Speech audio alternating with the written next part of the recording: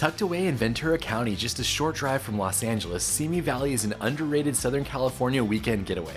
With its mix of scenic hiking trails, fascinating history, and hidden local gems, this city has way more to offer than meets the eye. In this video, I'll take you through the perfect weekend itinerary, packed with the best spots to eat, explore, and unwind. Let's jump in. We left on a Friday afternoon and drove the 45 minutes from Los Angeles to Simi Valley. Made it to Simi Valley, first stop, coffee and candy. We started the visit with a stop at Dr. Conkey's, an old-time candy shop that's been here for over 30 years.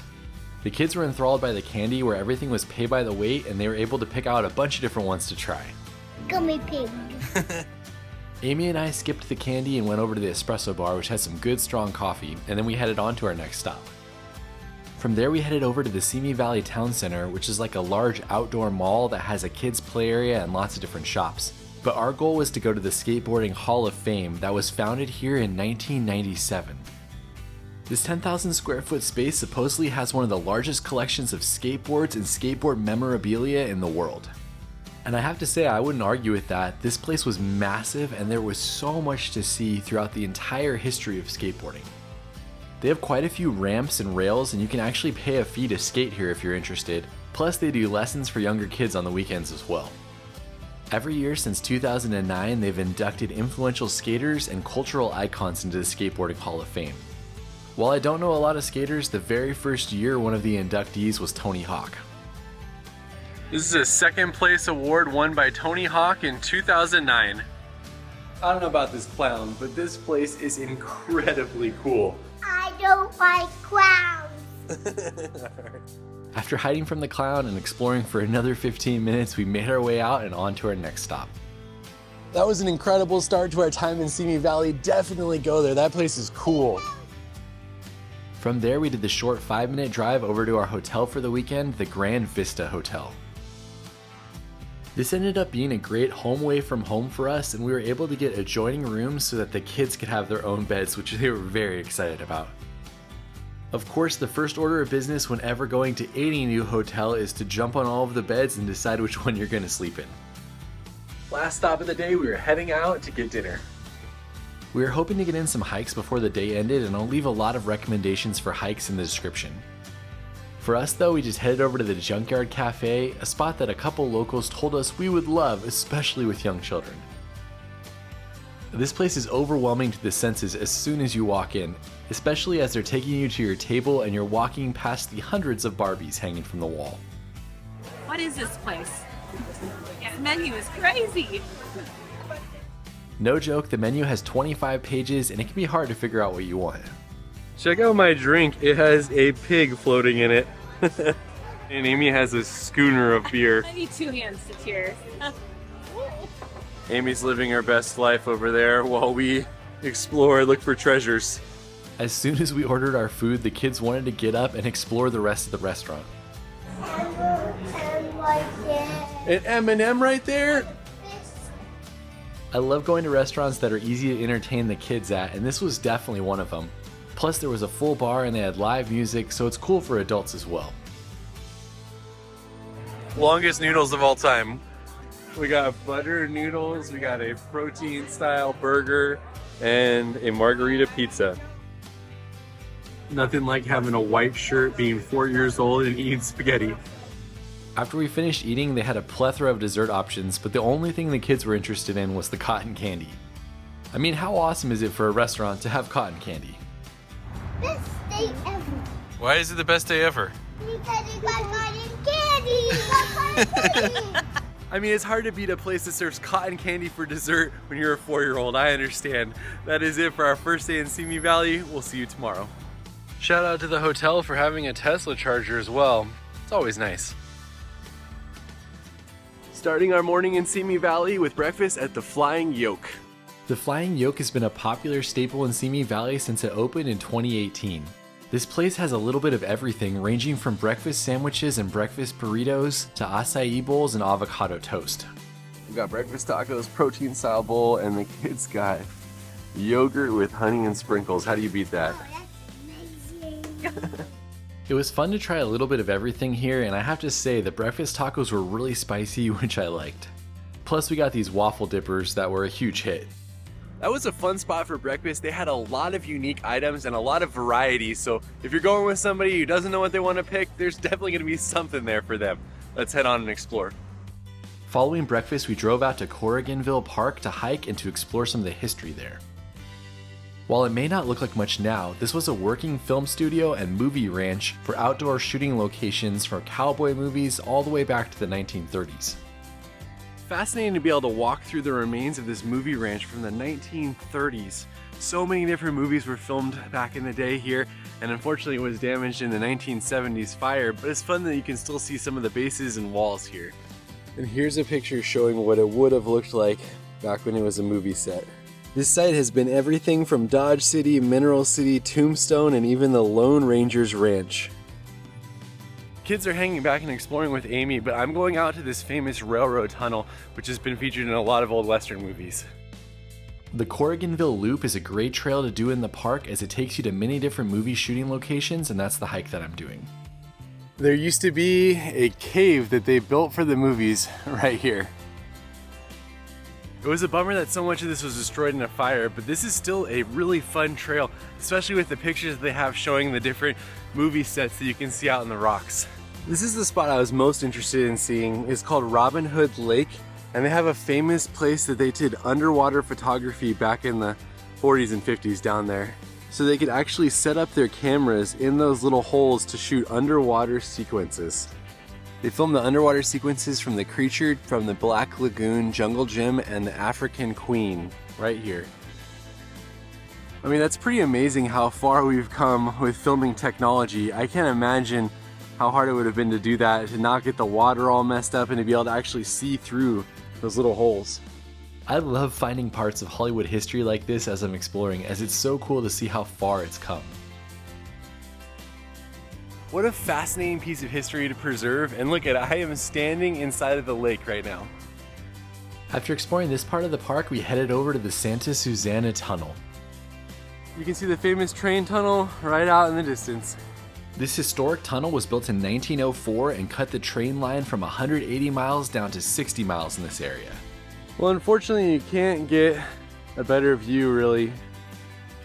It's all closed off and fenced up.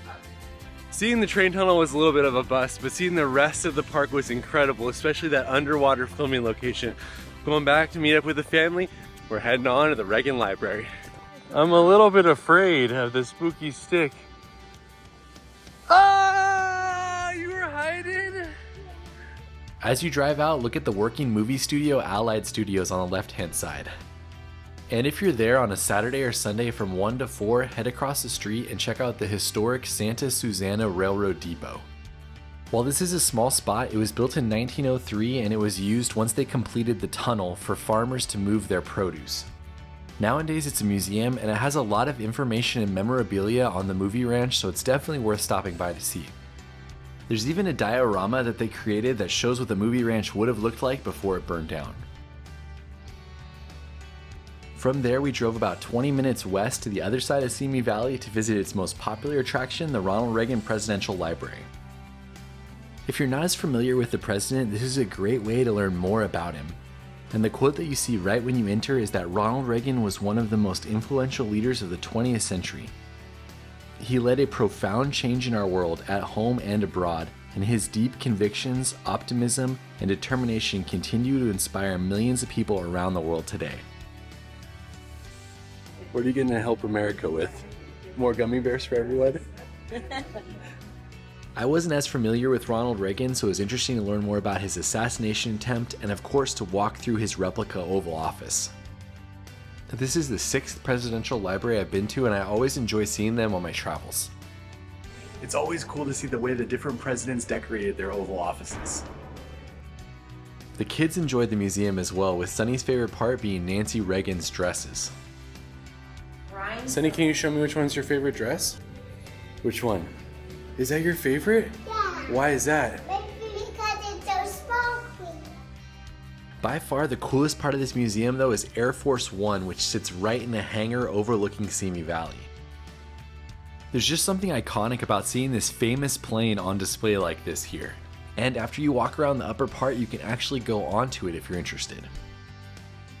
The pavilion that houses Air Force One is 90,000 square feet and it opened in 2005. This plane actually served 6 presidents until it was retired in 2001. From there, it was given to the Reagan Foundation, and it was actually disassembled and transported to the library in pieces. Once the pavilion was built, then the plane was reassembled to look like what it would have looked like when Reagan was flying in it. This is definitely one of the highlights of the museum, the fact that they have Air Force One here and that you can walk through the entire thing. I haven't seen this at any other presidential libraries. With the add-on of the aircraft pavilion, the Ronald Reagan Library is actually the largest of the presidential libraries in physical size. In the pavilion, you can also see the presidential limousine and a Los Angeles Police Department car. Plus, if you go down to the bottom, you can see Marine One, which was a helicopter that flew Lyndon B. Johnson during his presidency. One other thing you should see before moving on is the replica of O'Farrell's Pub. This was a pub from Ireland that Ronald Reagan gave a speech at in 1984. When the pub closed in the 1990s, the contents were removed, crated, and shipped to the Reagan Library to be reassembled here. It wasn't open when we were there, but you can actually get a beer there during certain times of the year.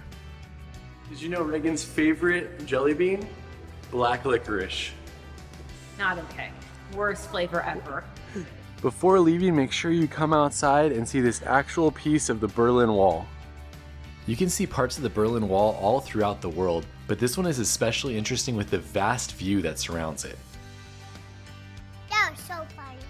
That was really cool. It was my first time here, and I really enjoyed getting to see Air Force One, especially with the kids. What's up doing new videos, Dada? That is an amazing presidential library. I've been to about a half dozen or so of those, but I think that's probably my favorite. Seeing Air Force One like that is just something that you don't forget. Now we're heading on to get tacos, lunch, something. After coming down from the mountain that the library is on, we went over to Green Acres Market for lunch. I didn't know what to expect when I came here, but when I saw the line of people waiting and smelled the barbecue on the grill, I knew I was probably in for a treat. I went with the tri-tip dinner that included a mound of meat, and Amy got the barbecue chopped salad. They have multiple barbecue sauces to go along with it, and they have a famous chili that people in line told me they loved. It's also attached to a market that's been here since 1968 and where you can buy all the different meats if you want to make it yourself. That was a fantastic spot for lunch. There was like 100 people waiting when we got here, so you knew it was going to be good. Plus there was just smoke wafting from all of the meat, and they gave you a big portion. Definitely a good lunch spot in the city. From there, we headed 20 minutes out to Underwood Farms. Next up, we are at Underwood Farms, which is an amazing place for families with all sorts of animals you can feed, places that you can play at. You can even pick your own vegetables if you want, so see what we can find. It does cost to get into Underwood Farms, and note that this place is loved and can be very busy on the weekends. The price to get in includes the slides and play areas, but there are rides and you can interact with the animals for an extra fee. Go, Mama. Hey ma'am, I think that's for children. That might be a little too big for that. We decided to grab tickets to go interact with the baby goats, as that's always one of the highlights for my children. These goats are mild-mannered and they love being able to just pet them and hang out with them. I've already spent 20 minutes in the goat enclosure. Are they gonna wiggle? Are they sniffing your jacket? He was trying to eat my jacket. Oh no! Look at This place is especially cool during Halloween season when this entire area is a pumpkin patch. The Underwood family traces their roots all the way back to 1867 when they began agriculture in Southern California. The farm as you see it here started with 5 acres in 1980 though, and over the decades it's grown to 200 acres. It's a loved part of the community and you can spend a lot of time here just feeding the animals and exploring. Oh, and there's also a market where you can get fresh produce on the way out. Such a fun place, and it's so great for kids. I would definitely recommend coming here. Yeah, we were planning on only being here for a little while, but as you can see, the sun is going down and we shut that place down. So we're heading on to dinner now. You need to come just to see the goats. That's it. Only the goats. For dinner, it was 15 minutes back into the city to go to Greek House Cafe. We're getting Greek food. I originally thought it was fast casual, but this is actually a sit-down spot. It was started in Goleta in 1992, but moved to Simi Valley in 2001. and has become a favorite spot in the city that many people told me I should eat at. Luckily for us, this kind of food is a favorite among my children, and they love the rice and the meat. This is so good. I like the meat on top. I do too. It is yummy. So good that I don't want to even say a thing. We ended up getting 2 dinner plates, and it was enough to share with all 4 of us. Ending our day by trying the baklava. Everything was so good, we figured we had to try it. Shout out to Greek House Cafe. That's probably the best thing I've had in Simi Valley. We all feasted there, and it was so good. That's it for day 2. We will see you tomorrow. Saying goodbye to our hotel, and we're heading to a few more spots this morning before ending our time in Simi Valley. Our hotel was right next to the Simi Valley Town Center, so we headed over there to go to Meera Coffee and Plants for breakfast. Coffee and plants are basically 2 of Amy's love languages. Be amazing today. I'll try my best. We got some avocado toast, some coffee, and we got waffles! This ended up being a fun spot for breakfast with great outdoor seating so we could play Uno while we were waiting for our food, and great coffee. I recommend the pistachio latte. I got it twice during this trip. From there, Amy took the kids over to play at the park, and I went to tour a unique historic spot in Simi Valley. You guys know me, I love folk art. I've wanted to see this place for a long time. We're gonna go on a tour today. Grandma Prisbrey's Bottle Village was created by the eccentric Tressa Prisbrey between 1956 and 1965. She was 60 when she started building it and built it basically by herself for the next 10 years. She gave out tours by herself pretty much until her death in 1988. And unfortunately, the Bottle Village was severely damaged in 1994 during the Northridge earthquake. This place is incredible. I can't even imagine getting to see it when it was actually built up before the earthquake. It's still impressive now, and it would have been even more impressive back then, I'm sure. At one point, the village had 16 buildings, but today you can only see 3 to 4 that are still in decent condition. The mosaic walkway is still largely intact though, and it shows lots of the different things that she picked from the local landfill to create her masterpiece. Currently, the property is only open via private tours, which happen every month or 2. You can get more information about that on the website linked to in the description. They did tell me that they're trying to do some fundraising to rehab the property and to hopefully open it up to visitors again in the future. Oh, in case you're wondering what Amy did, she took the kids to Mayfair Park, which was a huge hit for them. It had dinosaur bones that you could climb and even a zip line that they could ride. From there, we only had one more spot in Simi Valley, and that was lunch at Makenna Beach House. I didn't know what to expect when I came here, but this is a spot I would definitely frequent if I lived in the city. Look at this burrito. It's basically the size of my face. They're not messing around here. The food was really well priced and everything was flavorful. And just like that, our weekend in Simi Valley is done. Hopefully you enjoyed going on this adventure with us. We'll see you on the next one. Bye-bye, family.